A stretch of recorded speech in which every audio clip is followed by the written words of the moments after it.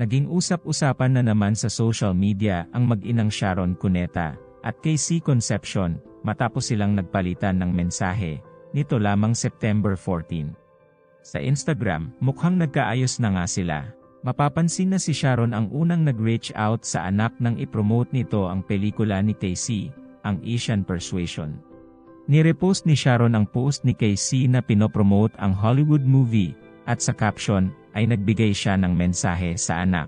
Caption ni Mega: "America, my firstborn is starring in her first Hollywood movie and I hope you can watch it." At Christina Concepcion, "God be with you anak. Please take care of yourself." Sumagot naman si KC sa comment section ng isang madamdaming mensahe para sa kanyang mommy.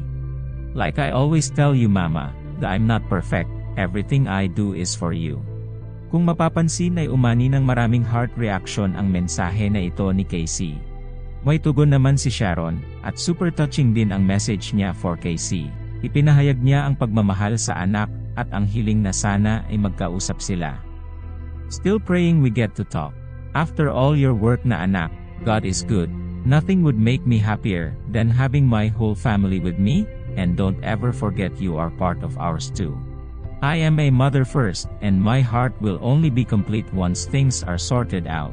Remember anak that only those who truly love you will tell you what is true, what will make you a better person. We all love and care for you. See things from that perspective and you will see differently. I love you, Daddy, and your siblings love you."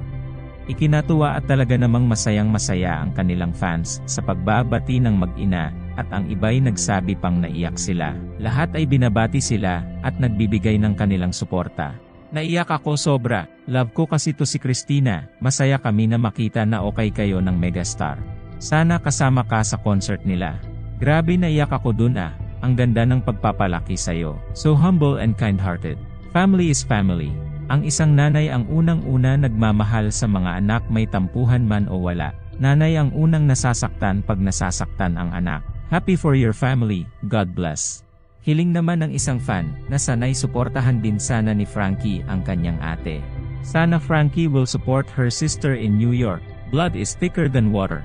Hindi naman maiwasang may bashers din, na sa halip na matuwa ay binatikos pa si Sharon, kung kaya't hindi na rin nakapagpigil pa si Mega, at sinagot ang haters.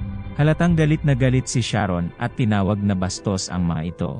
"Kung ako ang kausap mo, gamitin mo ang utak mo kung may konti pa. Wala kayong alam sa pinagdadaanan namin sa isa't isa, at sa tanang buhay ko, wala pang tumawag sa akin na toxic kahit pa anak ko. Dunung-dunungan kayo, wala naman kayo nung pinalaki ko yan. Ang kapal ng mukha nyo. Magpasalamat kayo, tahimik ako at mahal ko ang mga anak ko. Kundi baka i-flash mo sarili mo dahil ikaw ang dapat sa imbornal bastos."